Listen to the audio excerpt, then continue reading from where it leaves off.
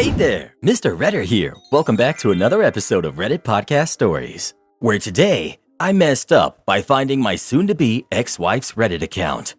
My wife asked for a divorce about 3 months back, and the plans to divorce after the house is sold. Really rough for me emotionally, and it still is. She started posting expectations for her next man on Facebook, Instagram, etc. And of course, it felt like jabs at me. I couldn't take the emotional hurt, so I blocked her on everything but her phone number and email for divorce and house sale info. Never knew her Reddit account. We typically frequented different subreddits, so never really was an issue. Well, today, while doom scrolling, I was reading a post and it was uncannily familiar. Our ages, our genders, same time period, same events, but from her perspective. Username checks out with her usual stuff, straight up villainizing me. I'm asking, why does she still care? Ripped all the scabs off the wounds, and I just collapsed. I know she still cares for me and is trying to hate me to cope with the breakup. She's admitted it several times. It's why I blocked her on everything in the first place. I'm sorry. When my ex and I broke up, I stupidly would check his Reddit to see if he was posting about me, and I was worried when I saw stories with similar ages that it was him. I'm really sorry you actually found something. If you're divorcing and she asked for it, it's possible that she may not see you particularly positive, and that is her perception. It doesn't mean that has to be your reality or how you feel about yourself. OP. I did that in the beginning for Facebook. I kept checking and seeing, get a man who this, next man will that, etc. It's not healthy, and it doesn't help moving on. It obviously hurts to see something like this, but as long as she's just doing it anonymously online, essentially screaming into the void, it's something she's doing for herself rather than against you. That doesn't make it feel better in the moment, but if you can at least somewhat maintain that perspective, it's easier to deal with. Things are a lot different, of course, if and when she involves mutual friends or family. She doesn't care about you if she's the one who's talking smack about you. Let her go. Get off Reddit, dude, or any social media. Just go out and keep your mind off of it. Seriously. Hang out with your friends and spend time with your family. This crap is not worth it. Divorce sucks. Being stuck with dead weight sucks even more. When the divorce is finalized, it'll be the happiest day of your life. Am I the jerk for not letting our nanny leave for a date during our vacation? My wife and I had our first kid last year, and it's been quite an intense few months. My wife has been on an extended maternity leave, but on top of that, we've also hired a nanny/maid to assist us with the baby, as well as keep the house in order. She stays in our guest house. To celebrate our anniversary, I plan for us to take a trip by ourselves just to reconnect and give her some proper time away from our son. She was excited about leaving, but was slightly concerned about leaving our son behind. Her mother was going to come down and babysit with the nanny. Trying to ease things, I asked the nanny if she'd be willing to come along with us on our trip and take care of the baby, stressing that this was supposed to be our couple vacation, so most of the childcare will be hers and more than usual. She jumped at the idea, so I also arranged her ticket and accommodation. To be clear, she was also paid extra for the overtime. The trip was a week long, and our arrangement was going quite well at first. My wife was relaxed, we reconnected, and our son was close by for whenever we missed him. We would take our son and give her a break either in the mornings or afternoons. On our last day, she asked if we could take the night shift as she had met someone who had asked her out on a date. Besides that going against our arrangement, the point was to give us a break from our sleepless nights. I had already paid and planned a date night on the beach with my wife for our last night. It became a bit of an issue with her trying to guilt my wife and saying we were being unfair, but by the end of it, we didn't give in and she looked after the kid.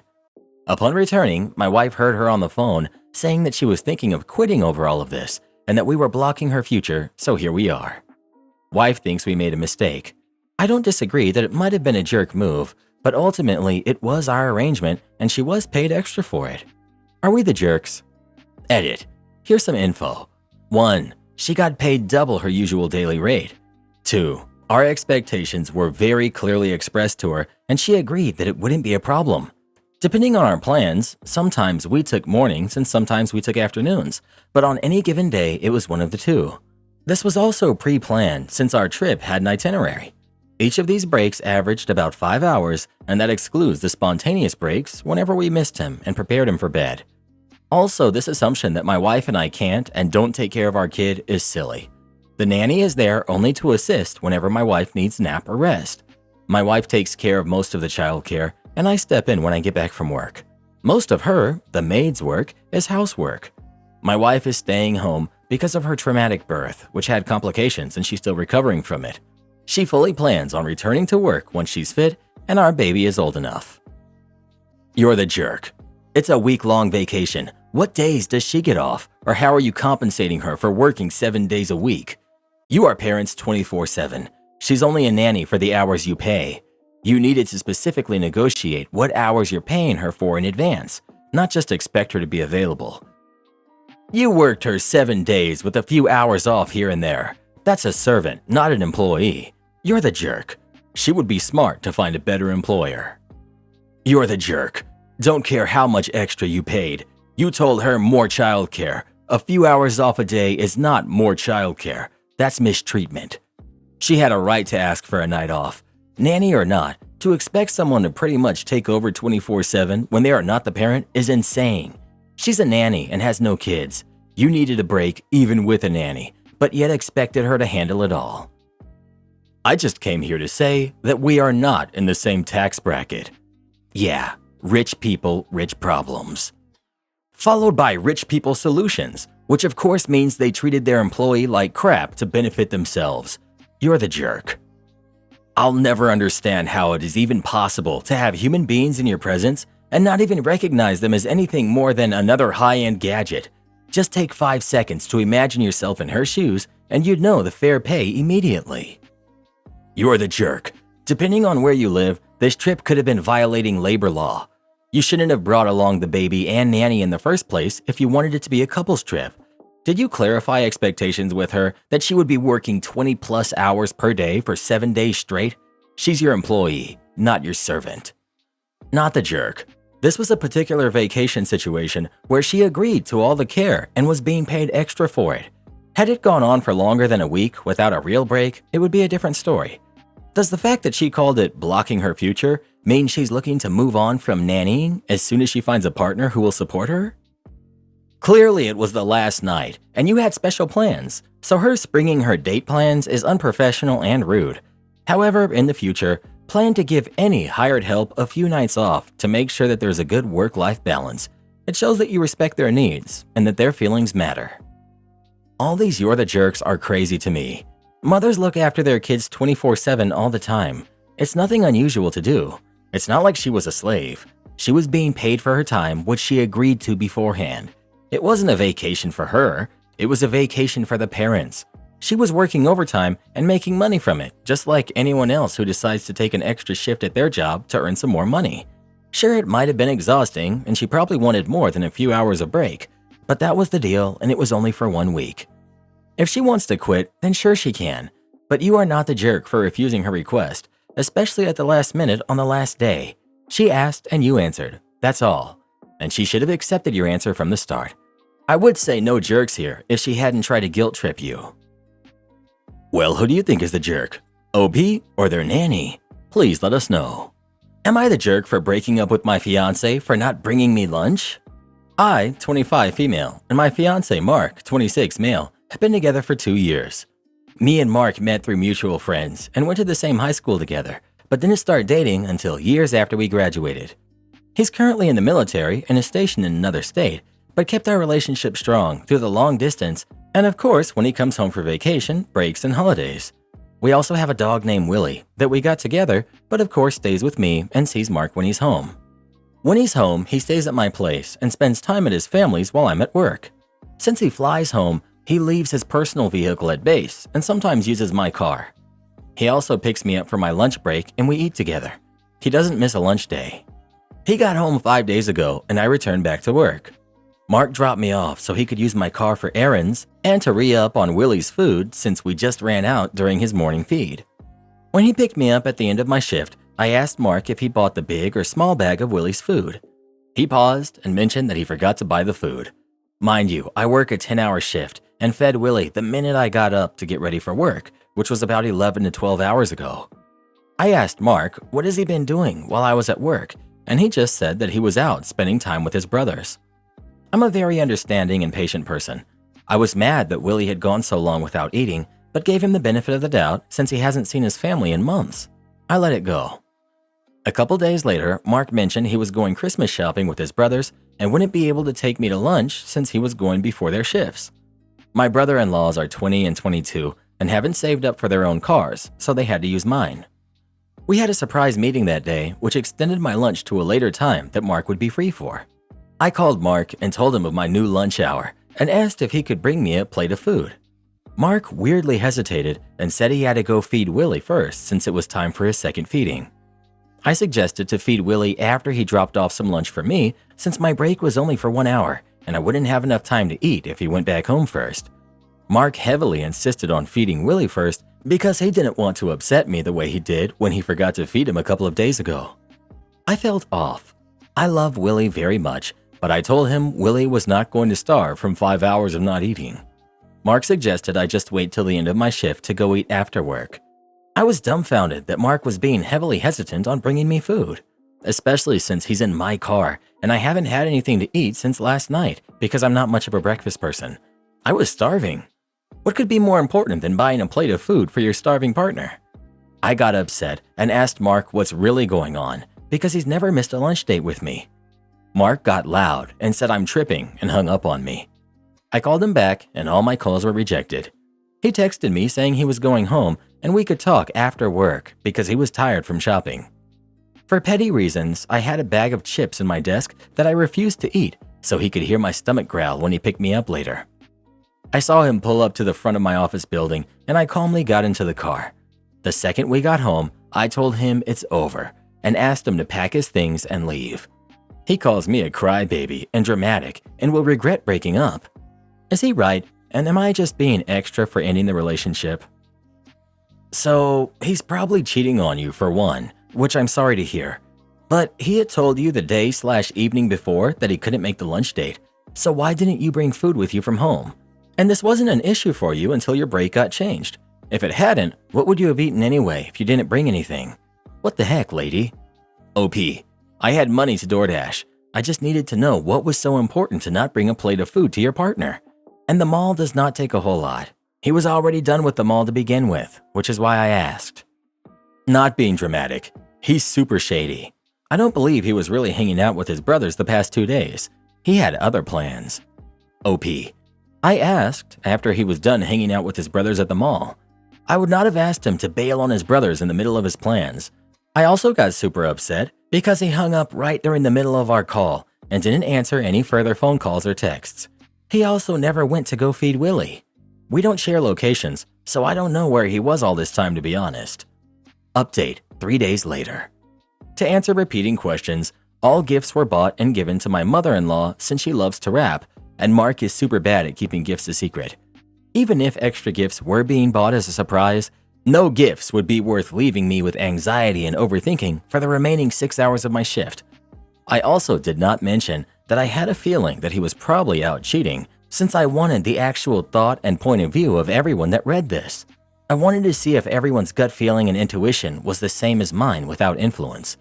I also mentioned the part of me being petty to not paint myself as the saint some people say I'm assuming to be, and to show my raw emotion and irrational thinking coming from a place of hurt and anger. Now the update. Mark packed his stuff and he left. The next morning, I noticed he left an old college jacket that belonged to his stepdad and meant a lot to him with a deep meaning behind. I could have been petty and thrown it away, but decided to text Mark and maybe even talk it out after a night of being away and letting things calm down. I texted Mark, "Hey, you left some clothes behind." And his response, "Wow, already crawling back? Throw it away, I don't want it," without even knowing that it was the jacket. I left him on red and decided to text his mother if I could stop by and drop off the jacket. She said of course and told me to come by and also pick up the gifts I'm assuming I wanted back. I came over and was immediately greeted by his mother and stepdad, who hugged me and asked if I was okay and needed to talk. I immediately broke down. I explained the situation and basically told the same story as I told on here. His mother was upset and decided to call Mark and ask for his side of the story, but also did not mention that I was there to listen in on the call. Mark answered by saying that I called him at the time he was with Nick and Devin, his brothers, and told me he couldn't leave them at the mall since he was the only one with transportation and immediately blew up on him for picking his brothers over me. I yelled, "That's not true," out of frustration, and showed my mother-in-law the call history, which checked out at the time that both brothers were already clocked in for their shifts, which mother and father-in-law confirmed to be their shifts. One brother-in-law also shared a picture of him and some coworkers around the same time I asked him to bring me lunch. Mark hung up the call. In-laws texted Mark and sided with me. I thanked them for the memories and love and left my engagement ring with them. Mark has called me repeatedly and has sent me text messages begging to talk. After an hour, I finally answered and told him to tell me the truth, or this would be the final time we spoke. Mark admitted he was seeing another woman, an ex to be exact. I hung up and I haven't answered since. Am I the jerk for telling my brother he did put his wife's wants before his kids? My brother has 2 kids from his marriage to his late wife, Denise. His son just turned 20 and his daughter is 18. Denise passed when the kids were 6 and 7. 18 months later, my brother met Catherine, his second wife, and they married after 4 months of knowing each other. Catherine was unable to have biological kids, and she always dreamed of being a mom and wanted to be a mom to my nephew and niece. My brother wanted this for her also, but the kids did not want to be Catherine's kids. They did not want to call her mom or be adopted by her.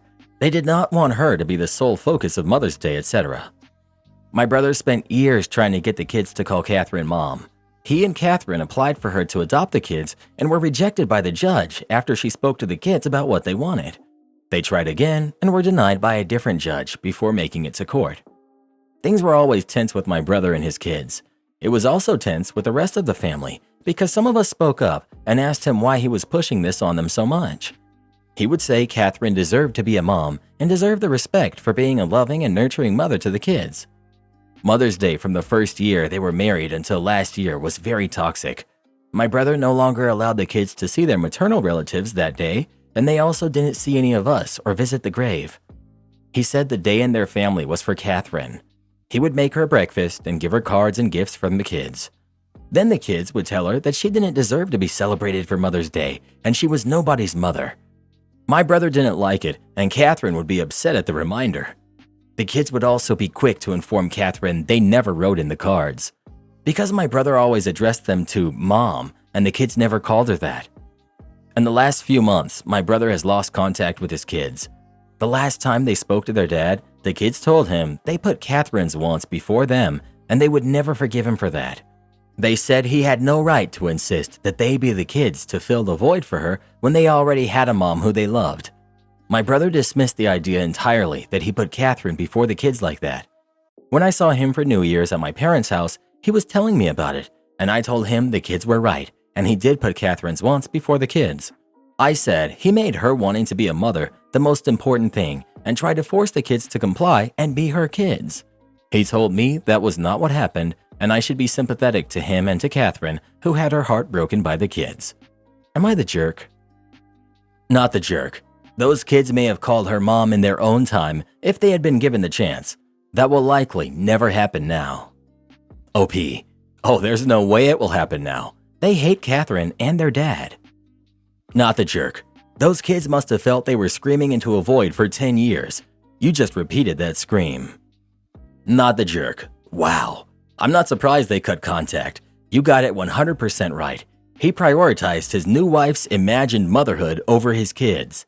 I feel somewhat bad for Catherine too. Wanting kids and not having them is difficult, and her new husband promised her the world, and in doing so, ruined the chance of her forming motherhood. Catherine had her heart broken by the kids? No, Catherine's heart was broken by your brother, not the kids. Am I the jerk for telling my step-siblings they can't seriously expect me to be glad my dad is there for them when he wasn't there for me? My dad left my mom when my sister and I, 17 male, were little. I was 4, I think, and she was 6. We never saw him again, and our mom was left to raise us solo. We found out 2 years after the fact that dad was married again and was raising kids his wife had. When I was 13, my mom and sister passed in an accident. I stayed with some family for several months before dad decided he was going to fight for me.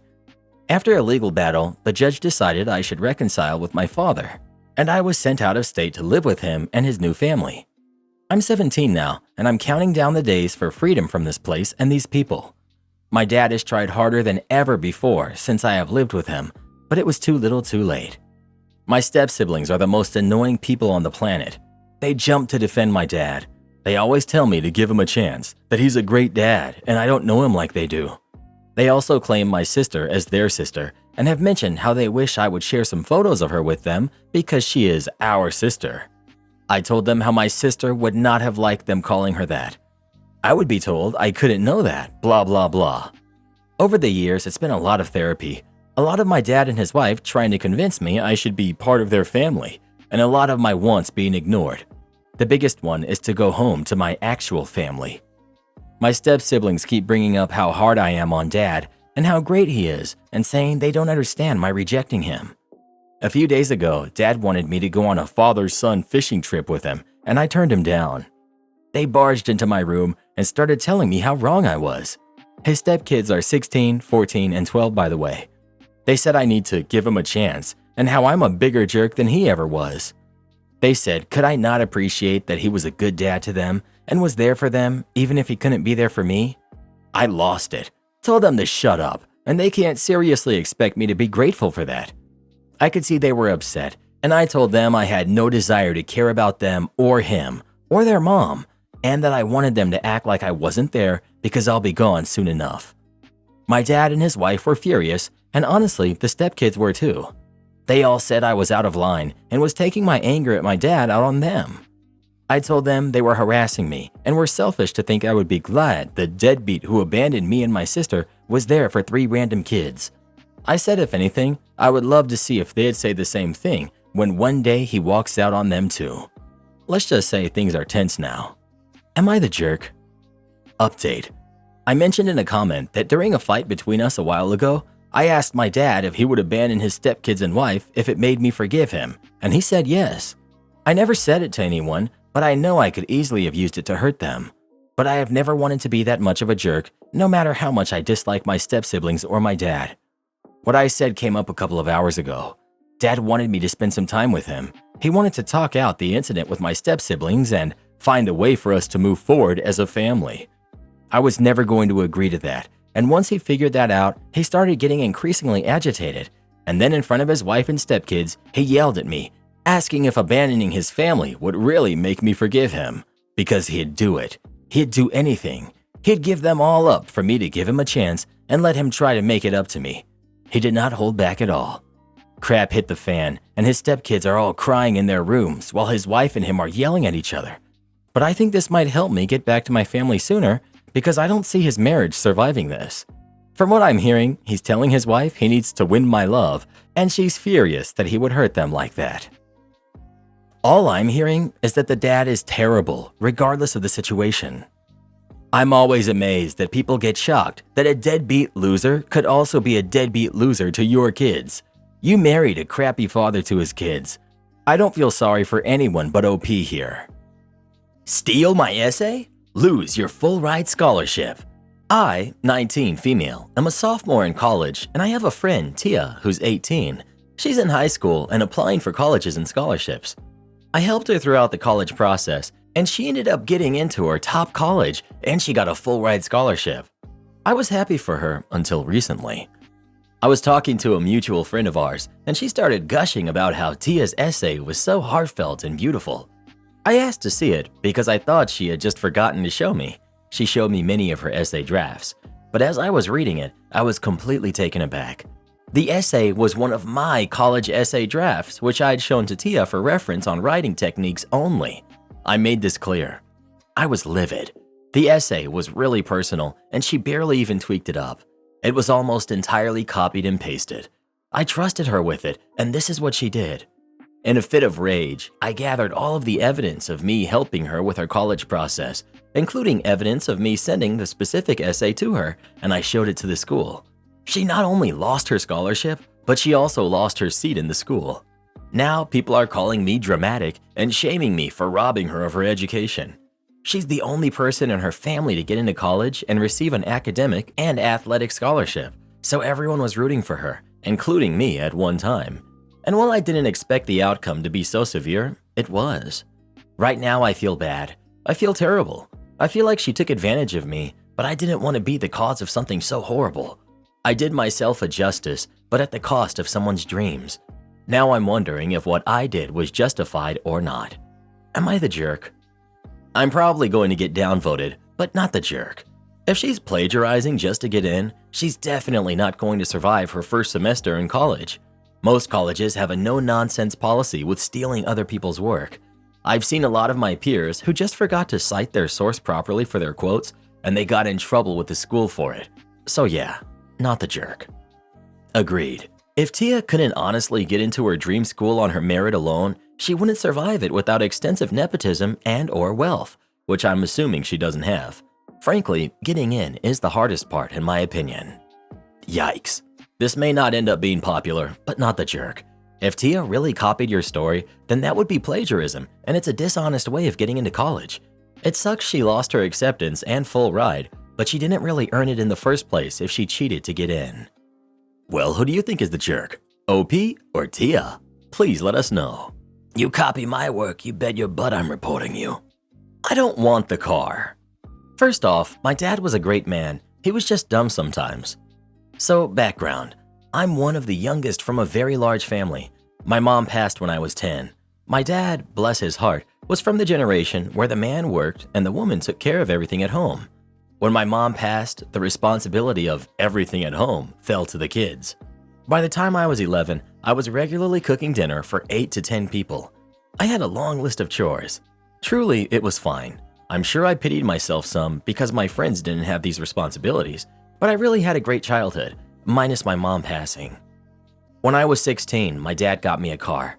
I paid for gas with babysitting money. My dad paid for insurance and maintenance. I had to get my little sister and myself to and from school. I had to do the grocery shopping. I had to get the two of us to practices and meets. I had to run chores. I was responsible for driving her wherever she needed to go. My day consisted of getting to school, getting home, grocery store, making dinner if it was my turn, homework, practice, bed. Meets were on weekends. I never went out. I was never in trouble. I was an honor student. I'm not trying to toot my own horn, but I was a good kid. All was well, relatively. And then my dad got a new girlfriend. Her kids were in high school with me. She told him that if I got to have a car, I should be fully responsible for it. After all, her kids were. So my dad sat me down and said, I've decided that if you want a car, you have to pay for it. I expect you to take over payments, maintenance, and insurance. I told him I couldn't afford that. He told me I'd have to get a job. I said I had no time for a job. He told me I'd have to figure it out. So, cue malicious compliance. Guess what? I went and got my keys and handed them to him. I told him I didn't want the car anymore. He was a little shocked, but I guess he thought I'd come crawling back for it soon. The next morning, my sister and I missed the bus. I had to wake him up so he could drive us to school. He was ticked. We got a ride home from school. At 5:30, when dinner was supposed to be on the table, I was reading on the couch. He came home. Where's dinner? I said, oh, I didn't have a car to get to the store. I'm sure there are some leftovers you can heat up. He told me I'd have to start walking to the store. I told him I didn't have time. Finals were coming up. Didn't he care about my grades? An hour later, I told him it was time for practice. My sister and I needed a ride to and from practice. He told me to call a friend. Sorry, I can't. No one on the team lives in this town. It would be really out of the way for anyone else. He drove us. Then he picked us up, silently fuming the whole way. The next morning, oops, we missed the bus again. I had to wake him up again. Plus, he had no orange juice in the morning, on account of no one going to the store. Once again, no dinner on the table. He had to drive me to the store when he got home.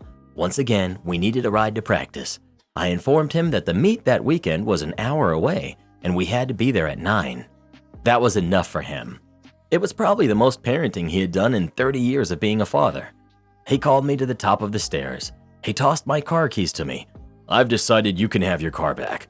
I'll pay for half of the payments and half of the insurance. You can only use it for school, practice, meets, chores, and driving your sister.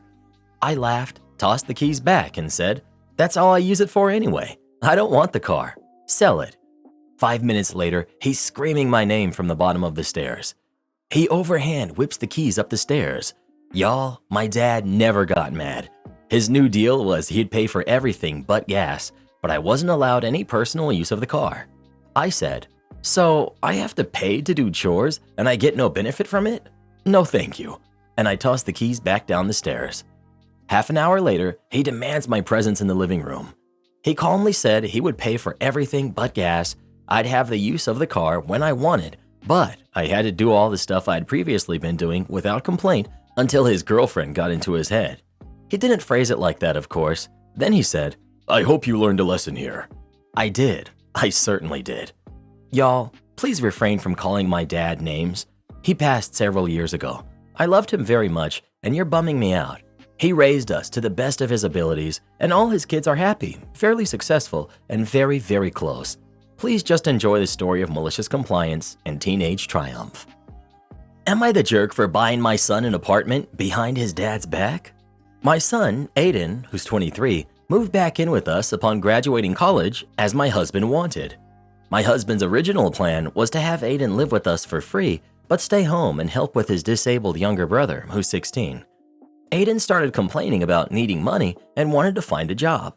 My husband was against this and even offered to double his allowance, but Aiden was growing tired of staying at home.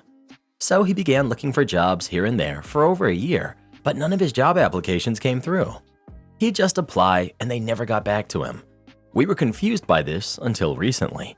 I found out my husband was behind all of the job applications being canceled. He'd wait until Aiden applies, then he'd proceed to cancel the application by impersonating him and using his email. I blew up at him for this, but his justification is that he's just trying to make sure that our younger son is cared for by Aiden, and said that Aiden has been a big help and him getting a job will affect his care for his brother. I went ahead and rented an apartment for Aiden and told him to stay there until he finds a job and starts paying for it himself. Aiden was hurt upon knowing what his dad did. My husband was livid when he found out. He called me unhinged and said that I was separating the boys and teaching Aiden to become selfish and care more about a job than his family. He also said it was a huge decision for me to rent an apartment without even running it by him. He's been giving me crap about it and is calling me a terrible mother for encouraging Aiden to be selfish and self-centered. He said I needed to see and understand why he did what he did. Edit, a few things to mention. 1. My husband says that since he and I have health issues, then we could use Aiden's help. 2. When I suggested outside help, my husband refused, saying he won't ask anything from anybody and that his son is his problem and nobody else's. 3. I used money from our joint account to pay for the rental apartment. My husband said it was wrong and that it was a major waste of money since we deal with medical bills consistently. Not the jerk. A 23-year-old cannot exist on allowance, and he's not a de facto caretaker. Your husband seems unhinged. You did the right thing for your son. Not the jerk. But what the heck? Your husband is deranged and you should leave him. Your older son has a degree, wants to work and be independent, and your husband is gaslighting him to try to keep him around to support his younger disabled brother? The emotional manipulation is strong with him, and I'd be concerned about what he's capable of. Not the jerk. Hopefully Aiden has changed his password and maybe even set up a second secret email for job applications in case Daddy Dearest manages to access the old one in some way. Just keep the cat. A little over 6 years ago, my husband was at the grocery store, and right outside the door, he found this skin and bones dirty fluff ball. He had a paw that seemed to have been crushed at some point. Well, he brought him home. We got him cleaned up and fed him. He was just a kitten, but devoured 2 full cans of cat food, clearly very hungry. Well, we did the right thing. We took a picture of him and posted him on Facebook, asking if he belonged to anyone, and said we were happy to keep him if he didn't have a home. Someone claimed him, so we returned him. The next day, another person found him. She also posted. Same person claimed him. New person asked if she could pick him up because her husband was out with the car. She said she couldn't and told the rescuer to just put him outside and he'll find his way home. The rescuer lived about 2 miles away from her. It was freezing outside, snow on the ground. Rescuer said she wasn't comfortable with that. Some people who had seen our post and the new post started politely suggesting that it would be safer to keep him inside. His owner lived next to a busy street across from the grocery store where my husband originally found him.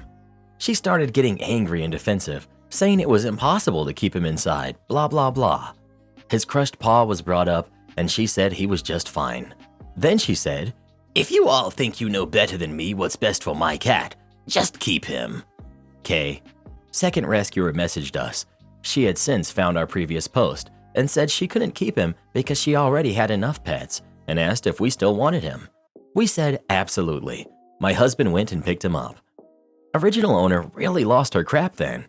She started messaging us saying that she was going to call the cops because we stole her cat. I replied with a screenshot of her comment saying to keep him. We took him to the vet. Vet estimated that he was about 8 months old. He said that the paw didn't seem to be causing him any pain, so an x-ray wasn't necessary unless that changed. Neutered him, gave him his shots, flea meds, ear mite meds, and wormer for our 2 resident cats as well, because fleas, ear mites, and worms are very contagious. Resident cats, Connor and Murphy, hissed at the new kitty. We named him Mickey for about 2 days. Then they were all friends. As I mentioned earlier, it's been about 6 years. Mickey has never once tried to get out. He's partial to my husband, but will cuddle with the rest of us if my husband isn't home. Guess he remembered who saved him. As for the original owner calling the cops, if she did, they told her to kick rocks. They never showed up. I saved that screenshot though. All 3 of our boys are very happy and healthy indoor cats. Do this next. Tap here on your screen to come see our new podcast playlist, where you'll find thousands of hours of the best stories you've ever heard. Or tap the one on the right. That episode is specifically just for you, based on other videos you've enjoyed the most.